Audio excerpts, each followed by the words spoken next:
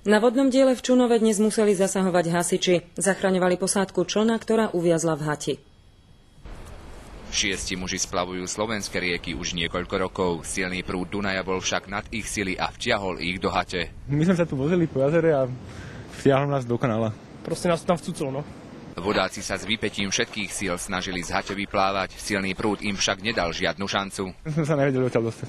Bez pomoci sa to nedalo. Bol veľmi silný prúd vody, nachádzalo sa tam 6 mužov na gumenom člne a neboli svojimi silami schopní opustiť tento priestor. Boli v ohrození života. Že si so silným prúdom 6 vodákov nemôže poradiť, si nikto nevšimol. Šťastím bolo, že mali v člne mobilný telefón, ktorým si privolali pomoc. Nám sa podarilo skontaktovať s obsluhou vodného diela, ktorí veľmi rýchlo zareagovali a zastavili prúd vody v tej hati a muži na člne už v kľudnej vode vyplávali sami k brehu s člnom. Len rýchly zásah záchranárov zabránil tomu, aby sa čln prevrátil. Plavba 6 mužov tak mohla skončiť veľmi tragicky.